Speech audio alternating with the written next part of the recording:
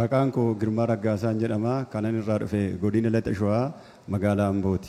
Kanan dhugaa bahu bara 2007 kaasee daldala midhaanii eegale. Bara 2007 kana yeroo daldala midhaanii eegalu nama jalattidha namatu na hojjechiisaa ture nama biraan hojjedha. Bara sana 2007 kaasee amma 2013tti namuma biraan hojjedha. Wanti nan hojjedhu kuni bu'aa wanti nan argadhu humtuun jiru. Yoon argadhu iyyuu immoo waan narraa hafee wanti jijjiiramu waan tokko wanti ol kaawwadhu hin jiru. Yerooni 2013 gara waldaa araaraa sagantaa daldaltootaa waldaan araaraa qopheessitee miidiyaa irraa argee galmaa'ee dhufe harkuma duwwaan dhufe akkaawuntii koo irraa birrii tokko iyyuu hin qabu of harkaa homaa hin qabu. Kan inni ittiin hojjedhu sana kanuma ittiin jiraadhudha maatis kanan jiraachisudha. Haa ta'u malee 2013 sana yeroon dhufu harka duwwaadha. As dhufee gaara araaraa irratti raajiin nuu kadhatanii zayitii dibataa nuu kennanii bishaan waldaa araaraa waraabbannee nu eebbisanii in eebbifamtudhaan gaafa deebitaniidhaan sagalee baasan waan isin dide waan hojjettanitti lafa hojjettanitti dhaqaatii bishaan kana naqaa nuun jedhan gaafa kana asii fudhadhee galee lafan hojjedhu sanatti dhaqeetanii zayitii waldaa araaraa kan irratti kadhatame zayitii dibataa kana fuudheen dhangalaase wanti lafa kanarraa naan mormitu humna maqaa Yesuus Kiristoosiin qabamteettan jedhe akkuman jedhe bishaan waldaa araaraas irrattan dhangalaase gaafan irratti dhangalaase kaasee torbeessaatti bofti lafan hojjedhu sana saatii 9tti waldaa ture yeroo waldaa bayee gara lafa hojii koo dhufu karruma nan hojjedhu dura ciisa. Amma gaafa achi ga'u bofa sana ajjeeseen namna bira jiru ajjeeseen achi baasee goodaatti gate. Haa ta'u malee dabalataan gaafan bofa sana gatu ammas antuunni midhaan mana keessa jiru sana kan inni ittiin hojjedhu qabeenya namaati. Garuu antuunni baay'ee na rakkisa. Isas immoo otuman torbeedhum sana gidduutti antuunni ofuma isaatii bahee nan rukutee hin du'e. Amma du'arraatti antuunni magaazana koo keessatti hin argamu midhaan hin nyaatu. Dura otoo bofti sun hin du'iin gabaa yoo dhufe jeeqamaa ta'a nama faana dubbannee waliin gallu gabaan hin hiikamu eebbi hin jiru edda gaafa bofti sun du'eeti. Gabaan zimmeree dhufee dhaabatee hiriiraan natti gurgura. Edda gaafa antuunni sun du'e immoo madaabaraan kan tatarsa'ee midhaan wal makee na rakkisu tokkittiin wanti wal maku wanti antuunni kamiyyuu mana sana keessa hin jiru. Amma ammaatti namoonni gaafa dhufanii ol seenan midhaan gaafa magaazana keessatti argan midhaan magaazana kana keessa jiru midhaan amma kanaati waan ta'eefi antuunni hin jiru si'alaa nyaatu waaqayyotu antuuta narraa adabe antuuta iyyuu miti waaqayyo bofa na rakkisaa tures narraa adabe ergaa waaqayyo narraa adabe kunoo nagaanan hojjechaa jira.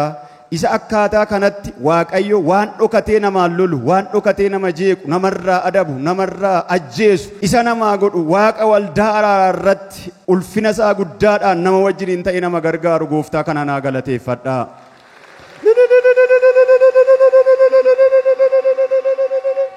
Bara 2007 amma 2013tti nama jalan hojjechaa ture. Haa ta'u malee yeroodhuma nasii galee kaasee erga bineensi sun lafa sanarraa du'ee ji'a muraasa keessatti hojiidhuma nama faana hojjedhu sana isuman qixxee hojjedhu nama faana waaqayyo dachaa eebbise. 2014 isuma ji'a muraasa keessatti waaqayyo eebbise ofii koof danda'een 2014 kaasee amma aduwarraatti ofii koof danda'een hojjedha. Isuman hojjedhu kanaa har'a yoo xiqqaate namoonni 3 ol na jala in hojjetu kan inni hojjedhu torbeetti yoo xiqqaate makiinaa 2 oli kan inni fe'u efeesaraan obaamaadhaan nan fe'a isa kana nan fe'a. Haa ta'u malee har'a baajanni koo yoo xiqqaate miliyoona 6 olidha.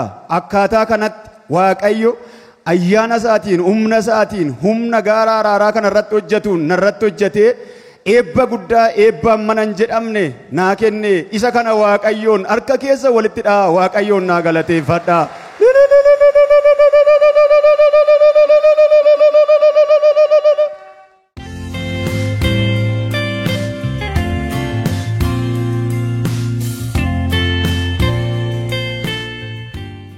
አቶ ግርማ ረጋሳ የመጡት ከምዕራብ ሸዋ ከአምቦ ከተማ ሲሆን ምስክርነታቸውን እንዲህ በማለት ሰጥቷል። እኔ ከ2007 ዓመተ ምህረት እስከ 2013 ዓመተ ምህረት ሰው ጋር እሰራ ነበር።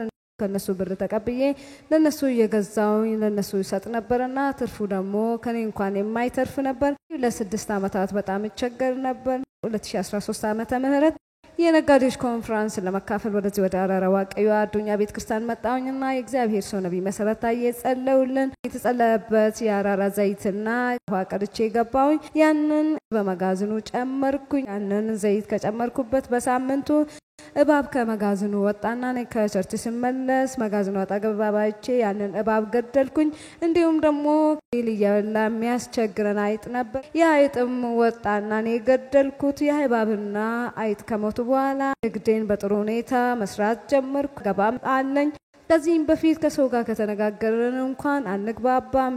ያ እባብ ከሞተ በኋላ ግን ከሰው ጋር ተስማምተን ከመጋዘኔ እንኳን መጥቶ ይል ሳዩ ጥሩ ይል እንደሆነ እየተናገሩ ነው ከኔ የሚገዙት። ያ አይዝሞትም ደግሞ የሚደባለቅ የለም፣ የሚያስቸግረኝ ያ ምንም ነገር የለም። እግዚአብሔር ስኬታማ አደረገኝ።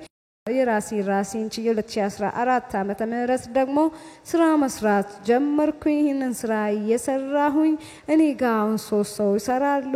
አሁን ከ6 ሚሊዮን በላይ እንቀሳቀሳለሁ። በሳምንት 2-3 መኪና ይልጭናል። ወደዚህ ወደ አራራ ዋቀዩ አዱኛ ቤተክርስቲያን ከመጣሁ በኋላ እግዚአብሔር በንግዴም ባርኮኝ እንዲህ እናንተ ፊት ቆሜ ምስክርነት እንዲሰጥ ረድቶኛል በማለት እያመሰገኑ መስክሯል። እኛም ለዚህ ሁሉንም ማድረግ ለሚችል ኢየሱስ በጭብጨባና በእልልታ ክብር እንሰጠዋለን።